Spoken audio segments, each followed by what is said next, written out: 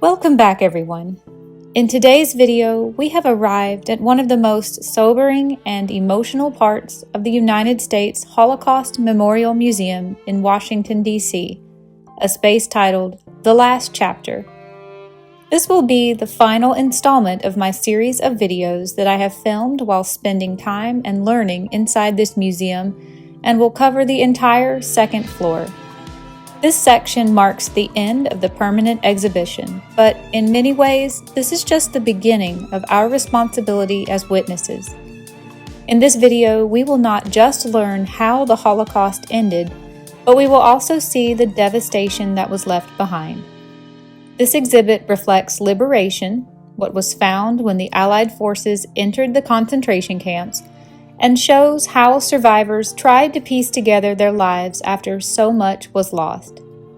This is an experience that forces us to sit with the weight of memory and consider what happened and how to carry this information forward in our hearts, minds, and actions. This is not just a gallery of facts, it is a tribute to resilience, to remembrance, and to reckoning. It asks us not to look away, but to walk forward and beyond with humility and with respect for every life that was touched by these events. Hitler's military success reached its climax in the summer of 1942. German divisions had pushed as far as the Caucasus Mountains in the Soviet Union and to El Alamein on the northern coast of Egypt.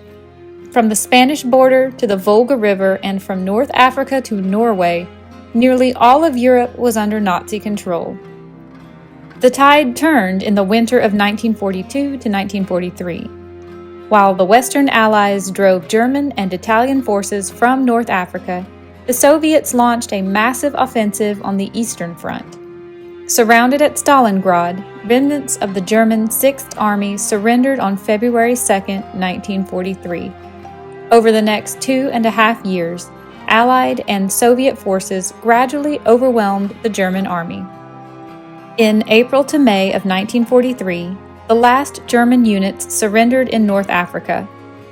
From July to August of 1943, Hitler's last major offensive on the Eastern Front failed. A Soviet counterattack liberated large parts of the Ukraine and Belarusia. Meanwhile, British and American forces took Sicily. In September of 1943, the Western Allies invaded Italy near Naples and Italy surrendered, but German forces occupied most of the country. From March until April of 1944, German divisions were driven out of the Ukraine and the Soviets invaded Romania. On June 6 of 1944, the Western Allies established a beachhead at Normandy in Nazi-occupied France, known as D-Day. In July of 1944, the Red Army divisions were driven deep into Poland. On August 1, 1944, the Home Army, which was the main Polish resistance group supported by the civilian population of Warsaw, rebelled against the Nazi occupiers. On August 25, 1944, the Allies liberated Paris. In September to October of 1944, German forces were driven from France, Belgium, and most of the Balkan Peninsula. On December 25, 1944, the final German offensive on the Western Front, the Battle of the Bulge, ended in defeat. On January 31, 1945, Soviet troops reached the Oder River not far from Berlin. In February and March of 1945, Allied troops advanced to the Rhine River while the Soviets conquered the rest of German-occupied Hungary. In April of 1945, with the German army broken, Allied and Soviet armies conquered most of the country. Adolf Hitler, surrounded in Berlin, committed suicide on April 30th. On May 8th of 1945, Nazi Germany capitulated. Most non-Jews in German-occupied Europe neither aided nor hindered the ongoing Nazi genocide. Relatively few people, motivated by opposition to Nazi ideology, by compassion, or by moral or religious principles, helped Jews to escape death in the Holocaust. But there were some who helped. Entire communities, as well as individuals, even some anti-Semites, helped to shield the Jews from the Nazis and their collaborators at enormous personal risk. In some places, including parts of occupied Poland, Yugoslavia, and the Soviet Union, providing shelter to Jews was a crime punishable by death. In Western Europe, rescuers faced possible arrest and imprisonment in concentration camps. Factors such as the intensity of German-occupied policies, local anti-Semitism, and proximity to a safe refuge often influenced the success of rescue efforts. In Denmark, 9 out of 10 Jews were saved. In Norway and Belgium, about 1 out of 2. In the Netherlands, 1 out of 4. And in Lithuania and Poland, fewer than 2 in 10. When ordinary citizens became rescuers, Jews had a chance of survival. Between 1941 and 1944, the inhabitants of Le Chambon-de-Lignon, a Protestant village in southern France, helped some 5,000 refugees, including several thousand Jews, escape Nazi persecution. The pastor of Le Chambon, Andrew Trocmé, and his wife Magna led the rescue effort. Refugees were hidden in private homes, farms, and boarding houses. Many Jewish youngsters were hidden in the Maison de Roche, a boarding house operated by André's cousin Daniel. Nearby Roman Catholic convents and monasteries also provided shelter. Beginning in 1943, the villagers helped smuggle refugees to safety across the Swiss border. That same year, German police arrested Daniel, who died later in April 1944 at the Majdanek concentration camp. Though their actions placed them in grave danger, the rescuers of Le Chambon were resolute, inspired by religious conviction and a sense of moral duty. Years later, the villagers of Le Chambon refused praise for their deeds. One villager asked, "How can you call us good? We did what had to be done."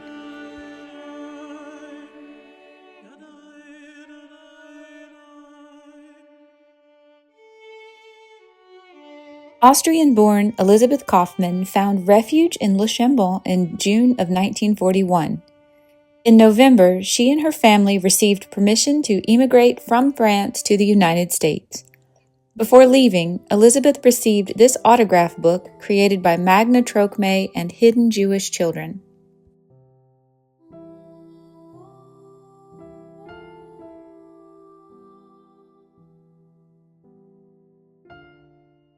By late 1942, the U.S. government, the press, and Jewish organizations had received confirmed reports of the Nazi mass murder of Europe's Jews. On December 17, 1942, the United States, Great Britain, and 9 other Allied nations publicly condemned the Nazi policy of cold-blooded extermination and threatened those responsible for such crimes with punishment. The U.S. government, however, took no practical measures aimed at rescue. Throughout 1943, as additional information about Nazi killing operations appeared, U.S. congressmen and Jewish organizations began openly criticizing the State Department for its inaction. Some groups, like the Union of Orthodox Rabbis and the Emergency Committee to Save the Jewish People of Europe, organized by revisionist Zionist Peter Bergson, campaigned for the creation of a U.S. government rescue agency.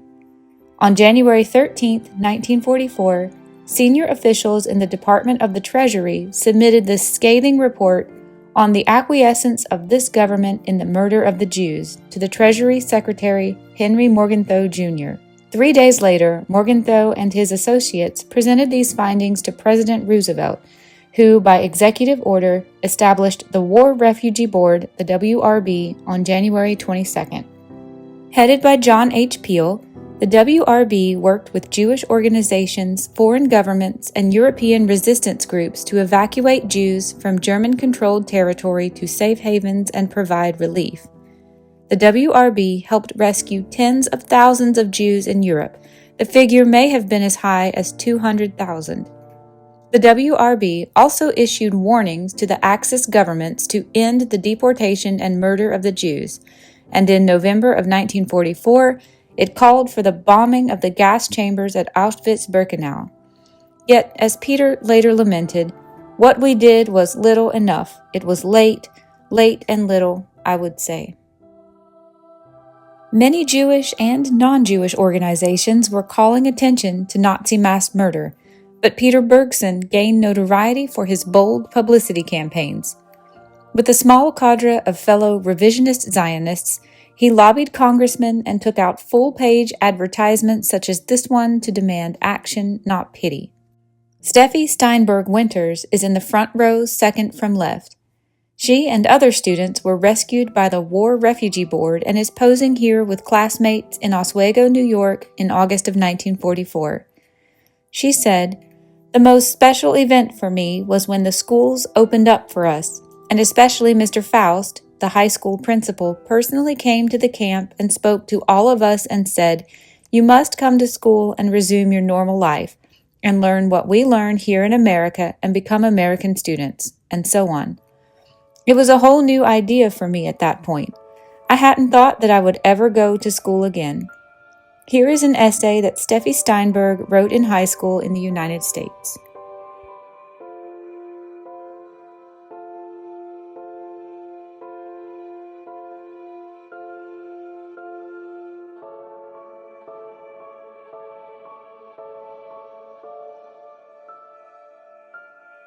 The most extensive rescue effort during the Holocaust was led by Raoul Wallenberg, a Swedish diplomat based in Budapest, Hungary. Acting on behalf of the War Refugee Board and the World Jewish Congress, Wallenberg helped protect tens of thousands of Hungarian Jews from deportation to the Auschwitz concentration camp. Until 1944, Hungarian Jews had escaped the Nazi genocide. But after Germany occupied Hungary in March of that year, deportations to Auschwitz began. By July 9th, 437,402 Hungarian Jews had been deported, most of whom died in the gas chambers. Only the 200,000 Jews in Budapest remained.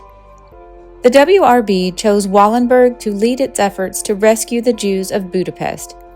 Wallenberg arrived on July 9th, the day when the deportations stopped, and he began distributing Swedish protective passports.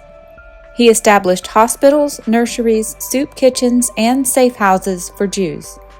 In November of 1944, when the Nazis began transferring Jewish children to labor camps in Austria, Wallenberg forged papers to save as many as he could. In Budapest, diplomats from other neutral countries, among them Karl Lutz of Switzerland, joined Wallenberg's efforts.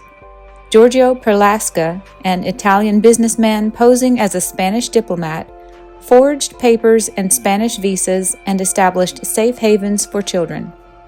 Zionist youth organizations took an active part in the rescue efforts.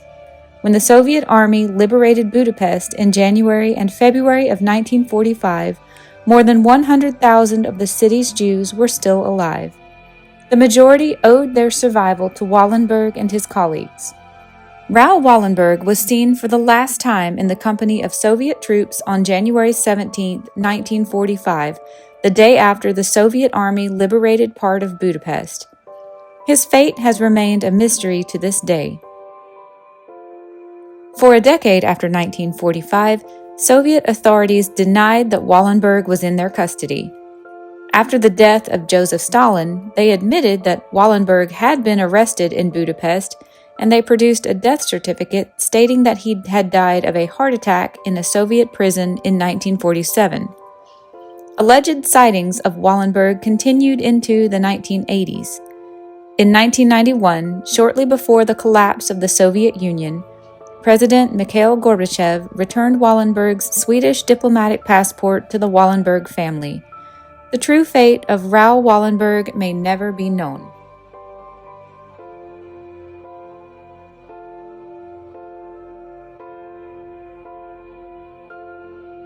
Hitler's military allies in Europe were Italy, Bulgaria, Finland, Hungary, Slovakia, Croatia, and Romania. Many of them cooperated with the Nazi program of genocide. Bulgaria, by preventing the deportation of its native Jewish population, was among those that did not. As it fell under German influence, the Bulgarian government enacted anti-Semitic laws.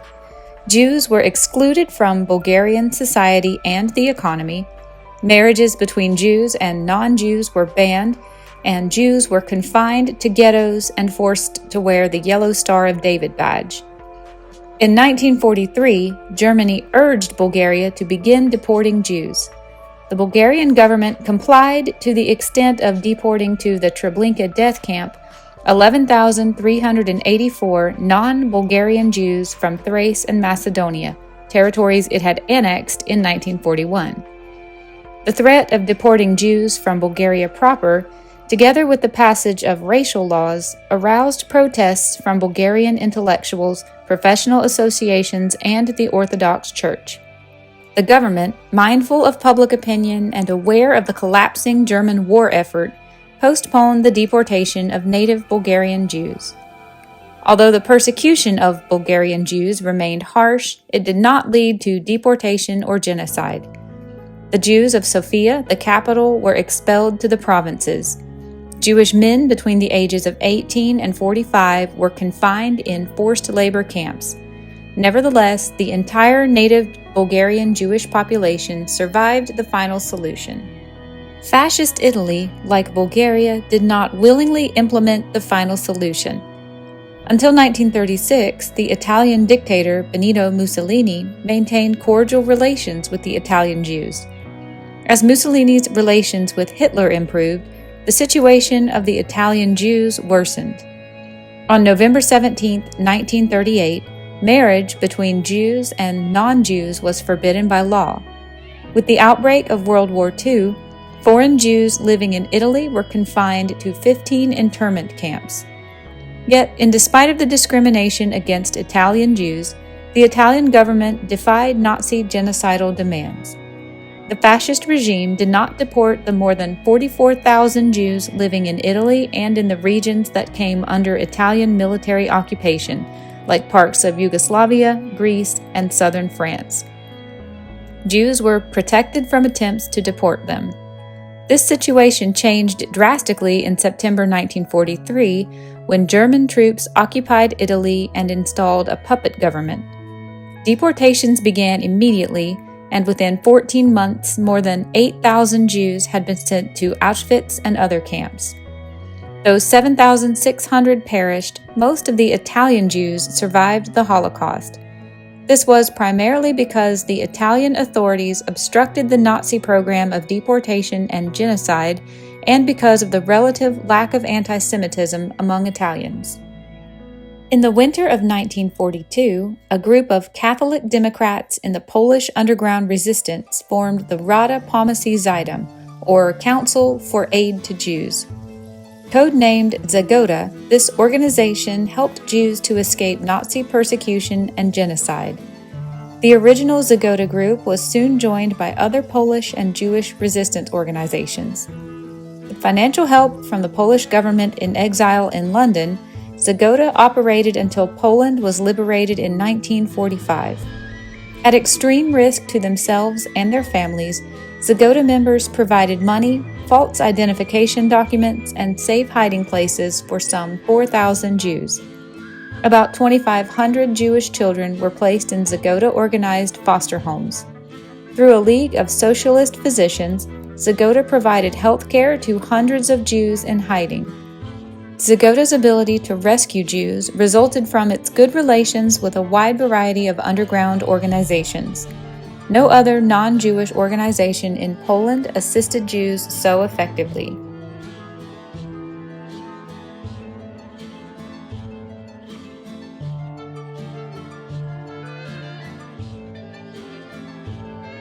In 1953, the Israeli parliament directed the Yad Vashem Remembrance Authority to establish a memorial to the righteous among the nations who risked their lives to save Jews during the Holocaust. A public committee was formed to identify and honor individuals who, at personal risk and without remuneration, had rescued Jews. This wall is inscribed with the names of more than 10,000 persons honored by Yad Vashem through 1991. The list in no way reflects the actual proportion of people in each country who helped to rescue Jews. In Denmark, for example, hundreds carried out a collective rescue effort. While the stories of some rescuers are highlighted, all were men, women, and children of courage and compassion. They regarded their acts as no more than expressions of ordinary decency towards friends, neighbors, and strangers.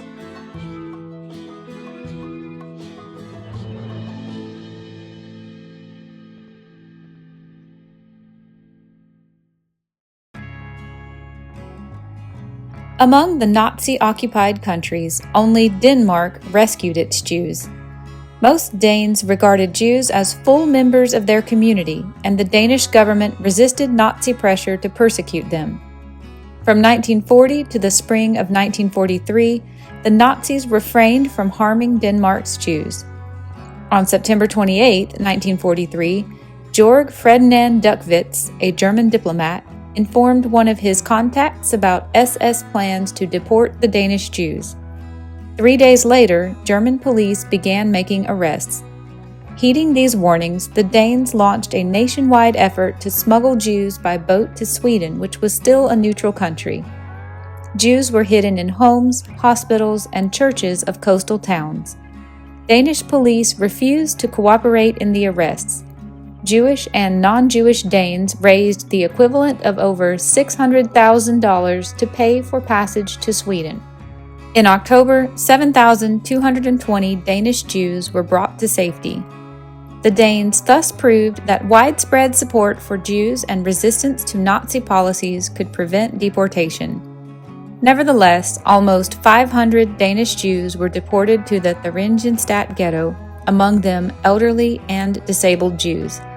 Yet even of these, all but 51 survived the Holocaust. The clandestine rescue of Danish Jews was undertaken at great risk.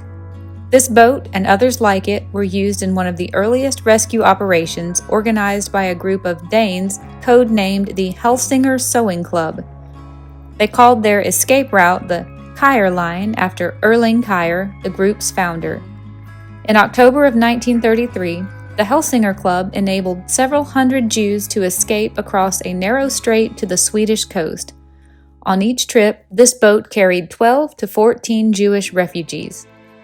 Kyer was arrested by German authorities in 1944 and imprisoned in the Neuengamme concentration camp. The boat in the photo mural was one of several dozen that Danes used to ferry Jews from German-occupied Denmark to safety in Sweden in October of 1943.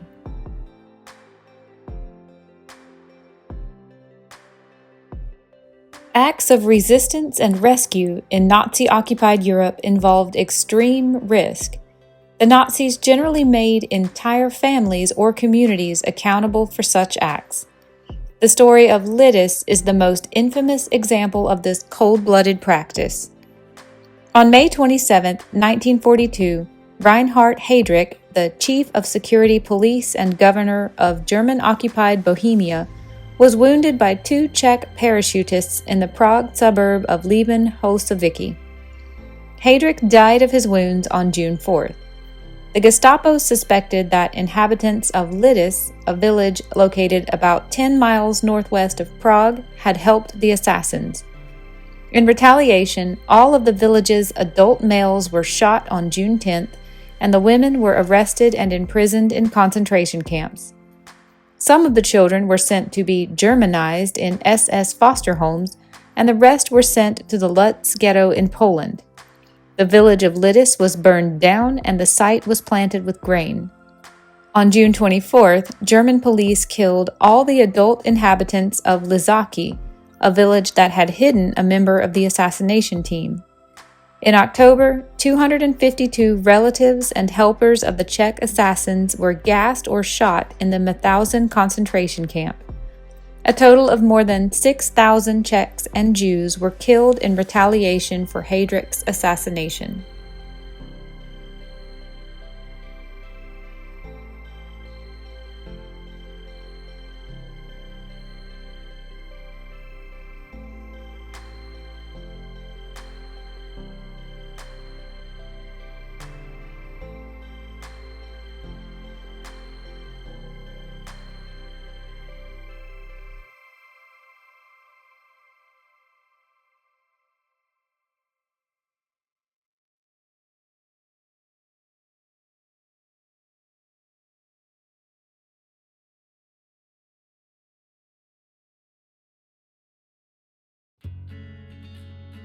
From the beginning of World War II, the Jewish community in Palestine sought ways to combat Hitler and to rescue victims of his genocidal policies.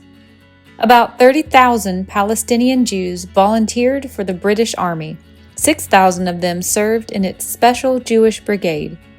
The Jewish Agency for Palestine, a Zionist organization, pressured the British government to parachute Palestinian Jewish volunteers behind German lines.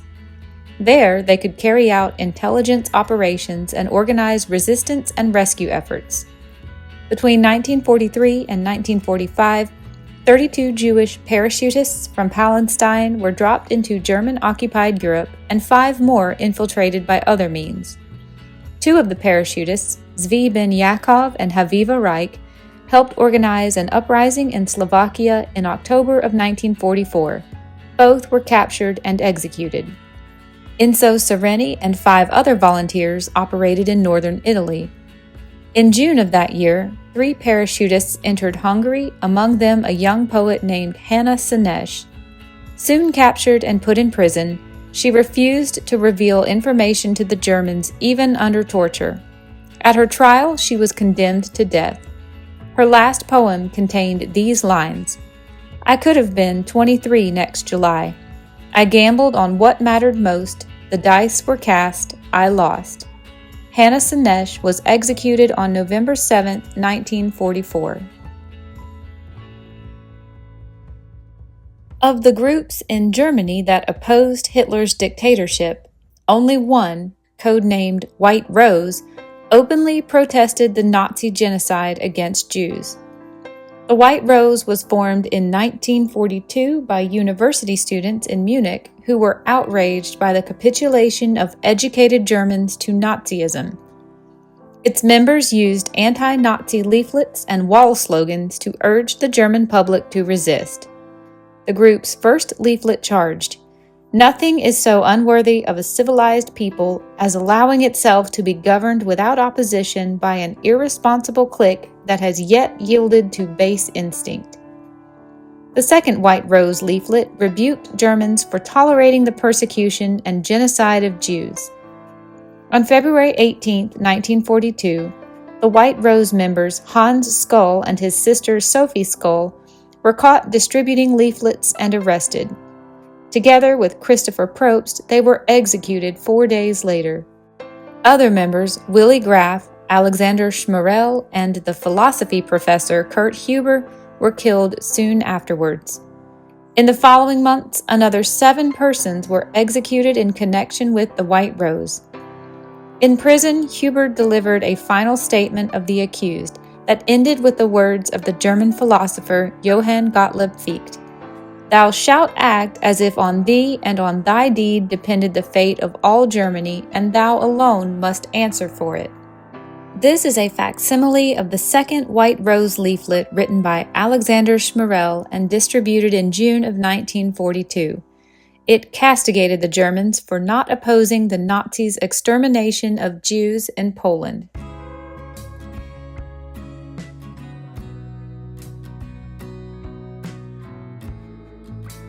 Throughout occupied Europe, Jews formed or joined partisan groups to fight Nazi Germany and its collaborators. Jewish partisan units operated in France, Belgium, the Ukraine, Belarusia, Lithuania, and Poland. Large numbers of Jews also fought in non-Jewish French, Italian, Yugoslav, and Soviet resistance organizations. Jews joined in the Slovak National Uprising of August to October 1944. In southern France, the Jewish army assassinated Nazi collaborators and smuggled refugees to safety in Spain. A partisan group of Jews and non-Jews assassinated the collaborationist general Hendrik Seyfert in the Netherlands. In Belgium, the Jewish and Belgian partisan group Solidarity derailed a deportation train on April 19, 1943. The success or failure of Jewish partisan operations usually depended on cooperation with non-Jewish partisans. In Poland, the nationalist Home Army was often hostile to Jews. Many Soviet partisan units initially rebuffed Jewish partisans but eventually accepted them, and Jewish fighters had their greatest success in Soviet Union. Jewish and Soviet partisans helped several thousand Jews escape from the Minsk ghetto to the relative safety of nearby forests. Jewish partisans also aided about 350 people to escape from the Kovno ghetto in Lithuania.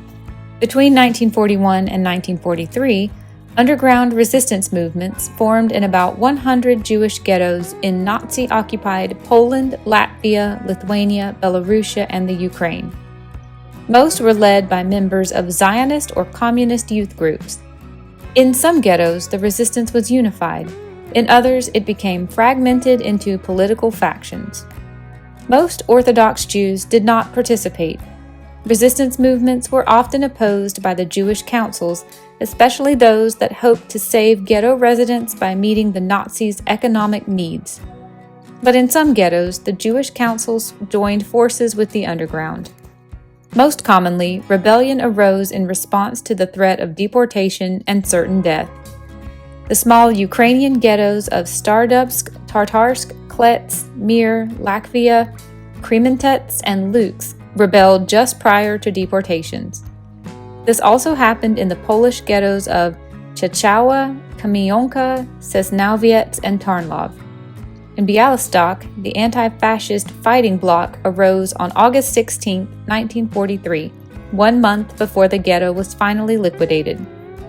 Most of the ghetto combatants, who were primarily young men and women, died during the fighting.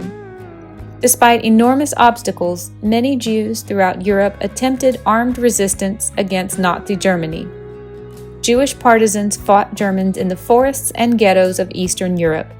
In France, Belgium, Italy, Slovakia, Yugoslavia, and Greece, Jews joined resistance movements. Even in the death camps, Jewish prisoners carried out acts of resistance. Jewish partisans found little support outside the ghettos and camps since anti-Semitism was widespread among the surrounding population. Armed resistance from within the ghettos and camps was difficult, if not impossible. The Allied powers were unwilling or unable to provide arms and explosives. Nevertheless, Jews rose in arms against the Germans. In the death camps of Auschwitz, Sobibor, and Treblinka, Jewish prisoners rebelled. The Jews of Warsaw carried out an armed uprising when they were faced with SS plans to liquidate the ghetto. Although they knew defeat was certain, Jewish combatants fought to defend Jewish honor and to avenge the killing of friends and family. On January 1, 1942, leaders of the Vilna Ghetto underground issued this call to arms. Before our eyes, they took away our parents, our brothers, and sisters. Of those taken out through the gates of the ghetto, not a single one has returned. You who hesitate, cast aside all illusions. Your children, your wives and husbands are no longer alive. Hitler plans to destroy all the Jews of Europe, and the Jews of Lithuania have been chosen as the first in line. We will not be led like sheep to the slaughter. True, we are weak and defenseless, but the only reply to the murderer is revolt. Brothers, better to fall as free fighters than to live by the mercy of murderers. Resist with your last breath. Under the most difficult conditions, Jewish prisoners succeeded in rebelling even in Nazi concentration camps and killing centers. After the final transport to Treblinka was gassed in May of 1943, about 1,000 Jewish prisoners remained in the camp. Aware that they too were soon to be killed, the prisoners prepared to revolt. On August 2nd, equipped with shovels, picks, and a few weapons taken from the SS armory, they set fire to part of the camp and broke through its barbed wire fence. About 200 prisoners managed to escape. Only half survived the search that followed. In the summer of 1943, the Sobibor death camp had almost completed its genocidal task, and the Jewish workforce was soon to be killed. Prisoners Alexander Pechersky and Leon Feldhander planned an audacious uprising. On October 14th, prisoners killed 11 SS guards and set the camp on fire. About 300 prisoners escaped, but most were killed during the subsequent manhunt. 50 were alive at the war's end. At Auschwitz-Birkenau, the rate of killing slowed in the autumn of 1944. Prisoners of the Sonderkommando Special Squad, whose task it was to operate the crematoria, learned of SS plans to liquidate them also. On October 7th, the Sonderkommando of Crematorium 4 rebelled, killing 3 guards and blowing up the crematorium. Several hundred prisoners escaped, of whom most were surrounded near the death camp and killed. During or immediately after the revolt, 2/3 of the remaining Sonderkommando prisoners were executed.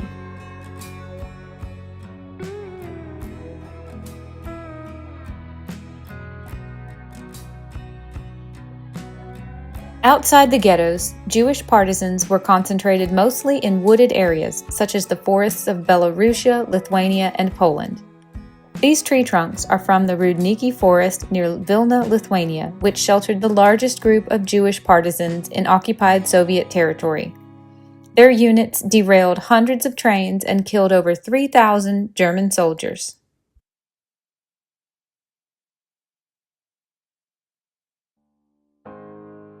As Allied and Soviet armies advanced on Nazi Germany during the winter of 1944 to 1945, the SS began to evacuate concentration camps near the front and to remove the prisoners to camps inside Germany.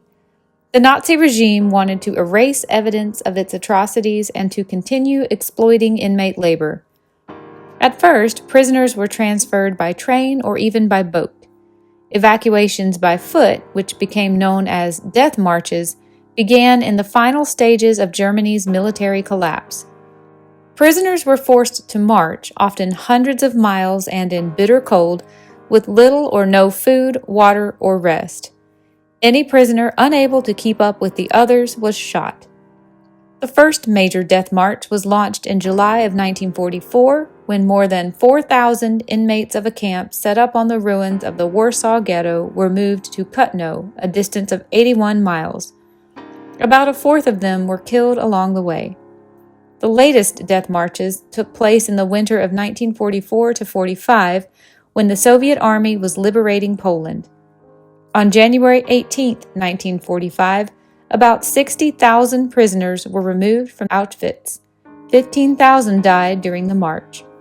Mass killings of prisoners often occurred before, during, or after marches. In one evacuation, 6,000 prisoners from several satellite camps in East Prussia were marched to the Baltic Sea coast where they were shot.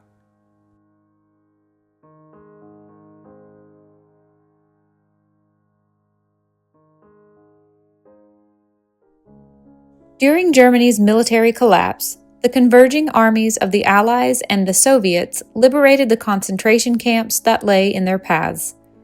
The liberations were not a primary objective, they were a byproduct of the goal, which was to defeat Germany and its allies. The first liberation took place in July 1944, when 4 Soviet divisions entered the Majdanek concentration camp near Lublin, Poland. The following autumn and winter, Soviet forces liberated more camps in Estonia, Latvia, Lithuania, and Poland. Auschwitz was freed on January 27, 1945. Also in 1945, British, Canadian, American, and Free French units liberated concentration camps in Germany. As they advanced from the west, American divisions freed Dora Mittelbau, Buchenwald, Flossenburg, Dachau, and Mauthausen. In northern Germany, British forces liberated Bergen-Belsen and Neuengamme. A few weeks before Germany surrendered, Soviet divisions liberated Stutthof, Sachsenhausen, and Ravensbrück. Although the Germans had attempted to evacuate the camps, they still housed thousands of starved and diseased prisoners. The combat-hardened Allied and Soviet troops were unprepared for what they encountered: heaps of rotting human corpses and barracks filled with dead and dying prisoners. The stench of death was everywhere. After the Allied and Soviet armies liberated the camps, the liberators faced a daunting problem. Thousands of prisoners suffering from starvation, disease, and the effects of brutal SS treatment continued to die at a horrifying rate. The abysmal sanitary conditions in the camps intensified the problems. Allied troops and medical personnel tried to save as many surviving inmates as possible. Their first attempts to nourish the survivors were often disastrous. Many starving prisoners ate more food than their damaged bodies could digest and died as a result. The liberators adjusted by rationing food to prevent overeating. In order to halt the spread of disease, prisoners were bathed and dusted with insecticide, some barracks were burned down, and the dead were buried in mass graves. The death rates remained high. 50% of the prisoners alive in Auschwitz at liberation died within a few days. In Bergen-Belsen, hundreds of prisoners died every day for 3 weeks. During the first month after liberation, 13,000 of the camp's approximately 50,000 surviving prisoners died.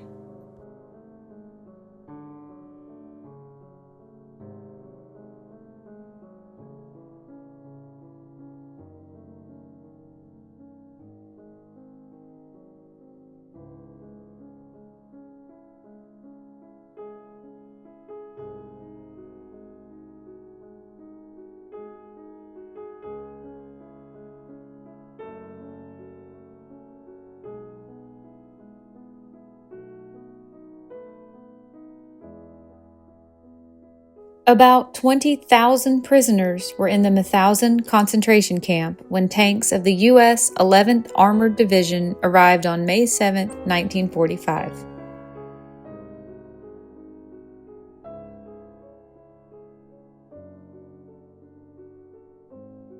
By the end of World War II, the Nazis and their collaborators had killed more than 6 million Jews, including about 1.5 million children.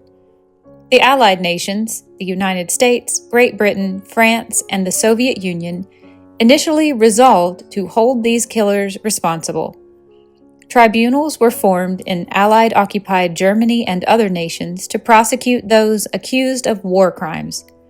Yet most perpetrators escaped judgment or received leniency. Many sentences would be later reduced or suspended. The perpetrators and their collaborators came from all parts of Europe, all walks of life, and all levels of society. Some were anti-Semitic zealots, while others were motivated by peer approval or greed. Each played a role in what became a vast undertaking. The first task for the Allied forces was to figure out who was responsible for this situation and who would face trial. Led by Adolf Hitler, Nazi leaders and high-ranking civil servants provoked, planned, and ultimately implemented systemic mass murder. For their roles, prominent Nazis like Hermann Göring and Julius Streicher were tried and sentenced to death. Still others never stood trial. Joseph Goebbels, Heinrich Himmler, and Adolf Hitler committed suicide. Murder on this scale required countless other participants. Many leaders and local citizens collaborated with Nazi Germany as it expanded its control across Europe. Soldiers and police carried out mass shootings. Doctors and nurses murdered patients with disabilities. Others led deadly medical experiments in the camps. Some who participated directly, including camp commandants and the leaders of the so-called mobile killing squads, were tried and sentenced with varying degrees of severity. 3 European heads of government were tried and executed. Responsible, too, were ordinary professionals. Lawyers, judges, and civil servants upheld and enforced Nazi policies. Business elites profited from forced laborers and supplied products used in the killing centers. Some were charged for their roles in the Holocaust. Among those who were not tried were the many educators and religious leaders who contributed to public acceptance of these crimes. The Nuremberg trial was the centerpiece of post-war prosecution of war criminals. At the trial, 21 major leaders of the Nazi Party, the German government, and the German military were charged with conspiracy to wage a war of aggression, with war crimes, and with crimes against humanity. The third charge dealt specifically with the genocide against the Jews. Held by the International Military Tribunal, a court representing the victorious Allies, the trial began on November 20, 1945, and lasted until October 1, 1946. The tribunal's verdicts sentenced 11 of the defendants to death, among them Hermann Göring, Julius Streicher, and Hans Frank, the German governor of occupied Poland. 7 of these sentences involved responsibility for genocide against Jews. 3 of the defendants, including Hitler's deputy Rudolf Hess, were sentenced to life imprisonment. 4 received limited prison sentences and 3 were acquitted. At Nuremberg, American military courts prosecuted individuals responsible for a wide variety of war crimes committed during World War II. The defendants in these subsequent Nuremberg proceedings, which were 12 trials held from December 1946 until April of 1949, included physicians who had carried out the Nazi euthanasia program and conducted medical experiments on concentration camp prisoners, commanders of mobile killing squads, heads of the SS concentration camp administration, and directors of major German corporations that had exploited concentration camp labor, among them the IG Farben, Krupp, and Flick firms. Brigadier General Telford Taylor, who directed the proceedings, originally wanted to prosecute 5,000 defendants, but only 185 were brought to trial. Of these, 25 received the death sentence, 20 were sentenced to life imprisonment, 97 were given lesser prison terms, and 35 were acquitted. In 1951, an American commission suspended more than half of the prison sentences.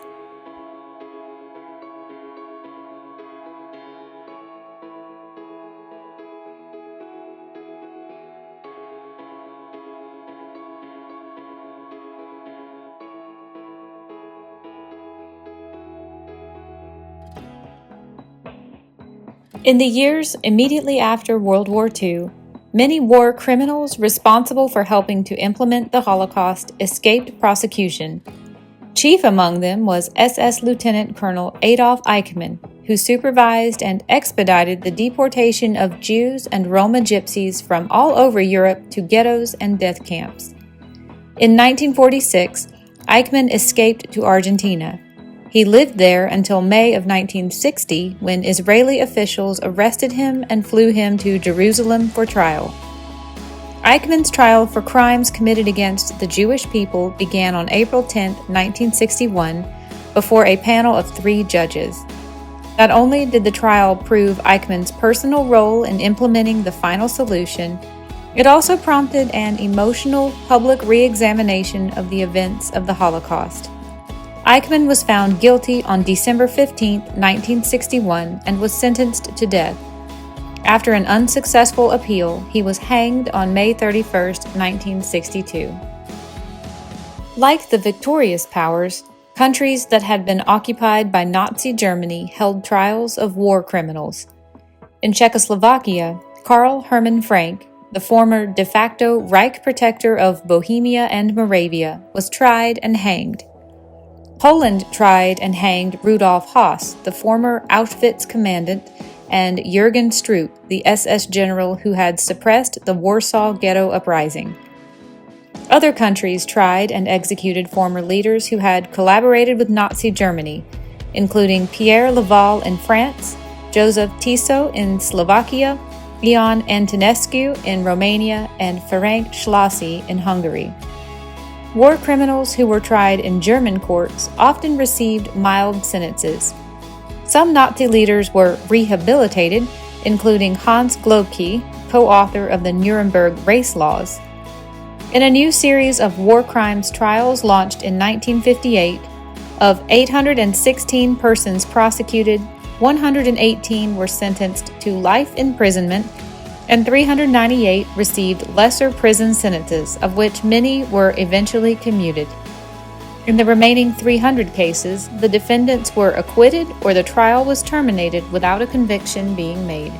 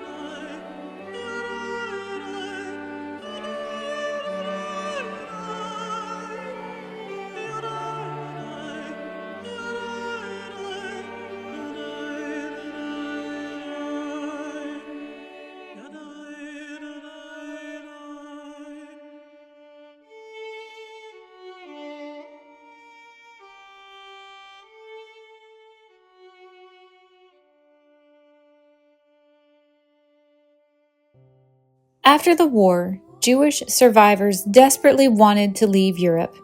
The Holocaust dramatically reignited the desire of many to go to Palestine, their historic homeland. With growing pressure on the British to allow the tens of thousands of Jews in displaced persons camps and in detention centers on Cyprus to immigrate, on November 29, 1947, the UN General Assembly voted to partition Palestine into a Jewish and an Arab state. On May 14, 1948, the Zionist leader David Ben-Gurion announced the formation of the State of Israel. Its Declaration of Independence stated, "The Nazi Holocaust, which engulfed millions of Jews in Europe, proved anew the urgency of the re-establishment of the Jewish state, which would solve the problem of Jewish homelessness by opening the gates to all Jews and lifting the Jewish people to equality in the family of nations." Holocaust survivors now landed unhindered in the new state. Many would go on to fight in Israel's War of Independence. The defeat of Nazi Germany did not put an end to anti-Semitism in Europe. After the war, anti-Jewish riots broke out in the Polish cities of Krakow, Sosnowiec, Lublin, and Kielce. These riots convinced most Eastern European Jews who had survived the Holocaust that returning to their former homes was impossible. The largest anti-Jewish pogrom took place in Kielce in July of 1946. After the Soviet army liberated the city, about 150 Jewish survivors from Kielce and elsewhere arrived there. Supported by the American Jewish Joint Distribution Committee, most of these survivors settled in the former Jewish community building, where they waited for an opportunity to emigrate to Palestine. False rumors spread that the Jews intended to reclaim their lost property and that they were killing Christian children to obtain blood for rituals. On July 4, 1946, a mob of Poles attacked the Jews in Kielce, killing 41 and wounding 50 more. News of the pogrom caused a massive emigration from Poland of Jewish survivors who realized that they had no future there. By October, more than 60,000 Jews had left Poland for refugee camps in Western Germany. The rash of anti-Semitic violence in Poland convinced most Jewish Holocaust survivors there to seek refuge in Western Europe or Palestine. By the end of 1945, millions of people uprooted by World War II had returned to their homes. Almost 2 million displaced persons, known as DPs, however, remained in the Allied occupied zones. Most were Eastern Europeans who refused repatriation. About 200,000 Jewish survivors of the Holocaust were also among the displaced. After anti-Jewish pogroms broke out in post-war Poland, they too declined to be repatriated. The United Nations Relief and Rehabilitation Administration housed and cared for these DPs in camps in Western Germany, France, Belgium, and Italy. Many of them were former Nazi concentration or labor camps. At first, DPs were treated almost like prisoners. Jews were housed with non-Jews, including anti-Semites and former Nazi collaborators. Protests from Jewish organizations persuaded the American government to house Jews and non-Jews separately. Unlike other displaced persons, the Jewish survivors had nowhere to go. Few countries would accept Jewish refugees, and the British were limiting Jewish immigration into Palestine to 1,500 refugees per month. In October of 1945, David Ben-Gurion of the Jewish Agency for Palestine visited major Jewish DPs camps. Veterans of the Jewish Brigade helped inspire the survivors to see the creation of a Jewish homeland as an answer to their hopes for the future. Jewish DPs soon became an important force in the Zionist struggle for the establishment of the State of Israel. The DP camps, in spite of their sometimes harsh conditions, gave Holocaust survivors an opportunity to recuperate from the traumas they had experienced. The UNRRA, Jewish Brigade veterans, the American Jewish Joint Distribution Committee, and other Jewish relief agencies aided greatly in the rehabilitation and healing process. The Jewish DPs gradually took over the administration of their camps, organizing secular and religious education, vocational training, cultural events, and sports. The camps became increasingly Zionist in orientation as the DPs sought to immigrate to Palestine. By 1951, most of the DP camps had closed down, although the Foreign-Walled camp remained in operation until 1957. Many non-Jewish victims of Nazism experienced continuing persecution. Long after the war, Roma gypsies continued to suffer official harassment. In some parts of Germany, anti-Roma laws remained in effect until 1970. Under the Allied military government, some homosexuals in Germany were forced to serve out their terms of imprisonment regardless of the time they had spent in concentration camps. The law used by the Nazis to imprison homosexuals remained in effect until 1969. As thousands of Jewish displaced persons streamed into United Nations refugee camps in Western Europe, thousands more sought to leave the European continent. By late 1947, more than 200,000 Jews, most of them from Eastern Europe, had reached ports on the Mediterranean and North Seas in hopes of emigrating to Palestine. The movement of Jews out of Eastern Europe had begun even before the war's end.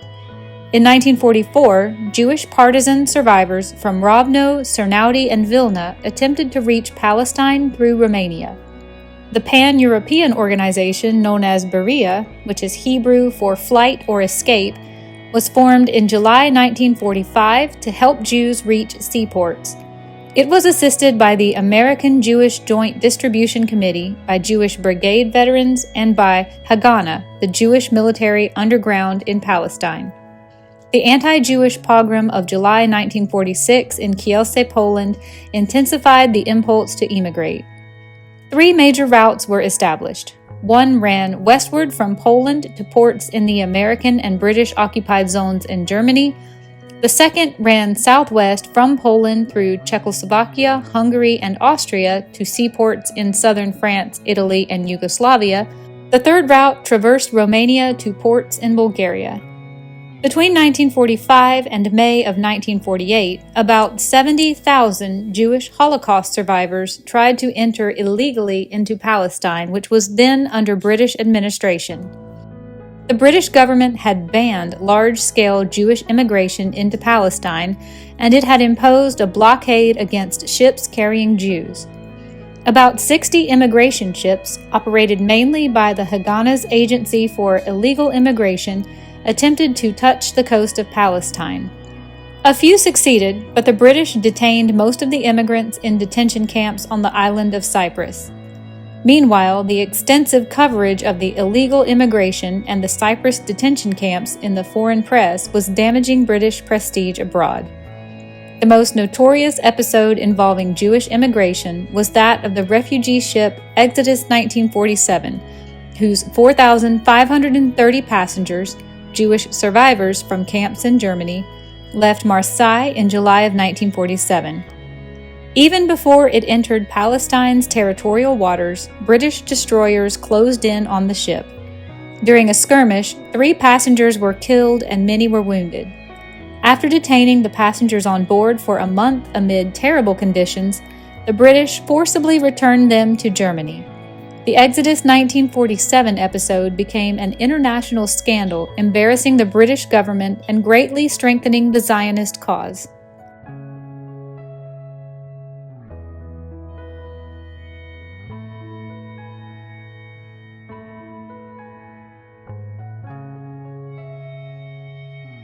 After Israel, the most favored destination of Jewish Holocaust survivors was the United States. But legislation to expedite the admission of Jewish displaced persons was slow in coming. Between December 22, 1945 and June of 1947, a total of 22,950 DPs were admitted to the United States, of whom 2/3 were Jewish. President Harry S. Truman favored a liberal immigration policy toward DPs, but congressional action was needed to raise the strict immigration quotas. The American Jewish community lobbied for such actions. In 1948, Congress finally passed a bill allowing 50,000 European refugees to immigrate per year until 1952. Its restrictions were so severe, however, that President Truman called the law flagrantly discriminatory against Jews. Congress amended the law in 1950, but by the following year, most of the Jewish DPs in Europe had gone to the newly established State of Israel. By 1952, 137,450 Jewish refugees had settled in the United States. The amended 1948 law served as a turning point in American immigration policy, establishing a precedent for later refugee crises. After the war, a memorial wall was constructed out of the fragments of several hundred tombstones that were unearthed in the Remu Synagogue Cemetery in Krakow, Poland. Built in 1552, the synagogue served the Jewish community of Krakow for almost 400 years. During the German occupation of Poland, its cemetery was used as a site for mass executions. This is a casting of that wall. The original mosaic wall stands in the Remu Synagogue Cemetery as a memorial to those who died in the Holocaust. Budapest is two cities, and in the middle is the so-called blue Danube. For me it is the red Danube, but that's what it was. And they took people down there, the Hungarian Nazis, and they roped 3 people together and they shot the middle one, so they all fell in. And if they saw a movement, they shot again, so that be sure. But many people by themselves somehow got out. But it was a terribly cold winter, as I said, and the Danube was frozen with big slabs of ice. So Raoul came home the third night, and there was no moonlight, no stars, just cold and dark. And he turned to us the first time, usually only talk to the man and the Red Cross. And how many of you can swim? I have a big mouth, I put up my hand, I said, best swimmer in school. He says, let's go. And we went down on the other side. The Hungarians didn't even hear us coming because they were so busy roping and shooting. And we stood on the left, way over. We had doctors and nurses in the cars, and then we had people outside to pull us out. 4 of us, 3 men and me, we jumped. And thanks to the icicles, the ropes hung onto it, and we saved people out, but only 50. And then we were so frozen that we couldn't do it anymore.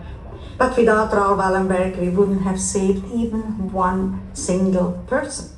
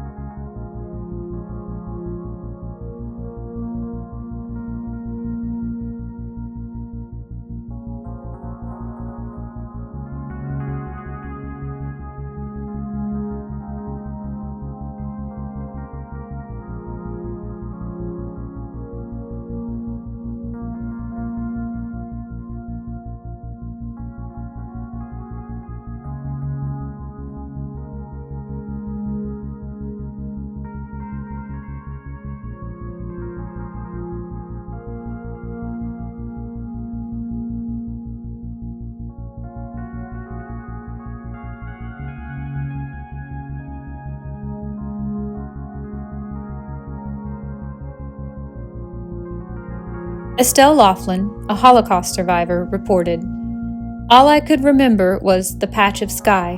That was my only connection to freedom, to life. This exhibit is called 1078 Blue Skies, and it displays individual images of the sky photographed above every known Nazi concentration camp and killing center across Europe. Between 1933 and 1945, the Nazi regime used these ties for imprisonment, forced labor, and murder. They played a central role in the mass killings of groups targeted by the Nazis, including the murder of 6 million European Jews. These camps were among the more than 42,000 places of detention controlled by the Nazis and their collaborators. Blue Skies invites us to reflect on the expansiveness of the camp system and the experiences that unfolded during the Holocaust under 1,078 patches of sky. Photographer Anton Kusters took these images between 2012 and 2017, traveling throughout Europe. He relied on research completed by this museum to locate each camp. Each photograph is stamped with the GPS coordinates of its location and the number of victims who entered that camp. These tiles are known as the Children's Tile Wall, a powerful and poignant memorial installation. These ceramic tiles were created by American schoolchildren in the early 1990s when the museum was still being built. Thousands of children across the United States participated in an educational initiative designed to teach them about the Holocaust and encourage them to respond creatively. The result was more than 3,000 hand-painted tiles, many of which now line the wall of the Daniel's Story exhibit and other hallways in this museum. Though the art itself is simple and childlike, the collective effect is deeply moving and represents the national effort to remember the children who were lost in the Holocaust and to pass on lessons of empathy, tolerance, and humanity to new generations. They are a tribute from today's children to the 1.5 million Jewish children who perished during the Holocaust.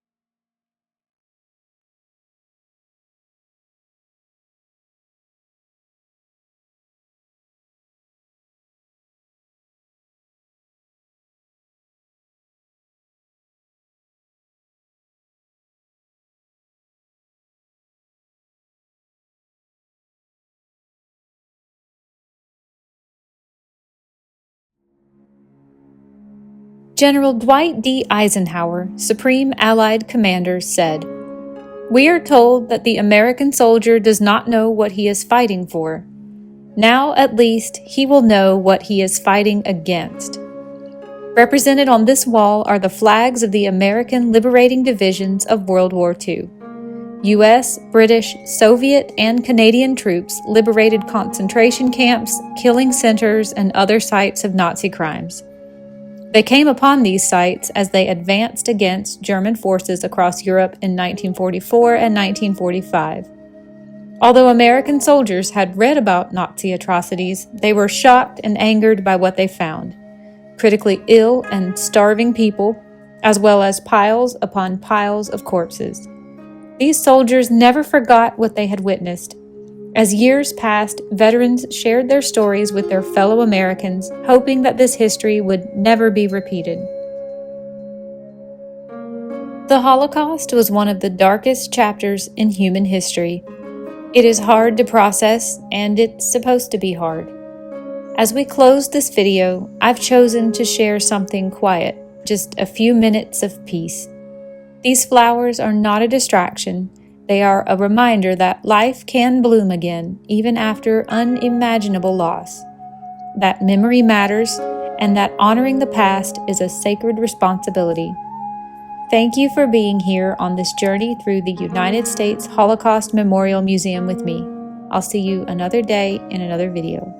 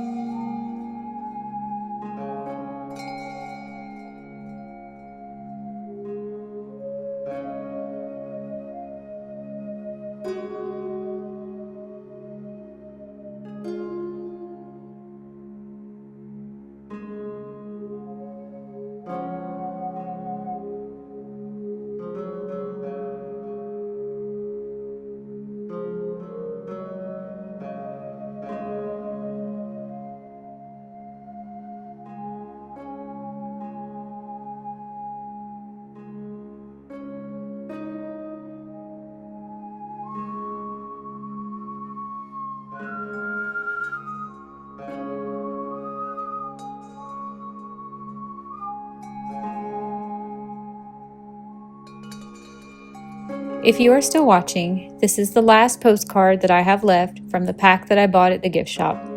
I really felt the need to support this museum, so I bought a pack of 5, and this will be the last one. If you are the first comment down below that says you would like to receive this, I would like to send you a little notice of my thanks that you're still here, and I will respond to your comment with an email address where you can send me a mailing address. Thank you so much for watching, and remember, never forget.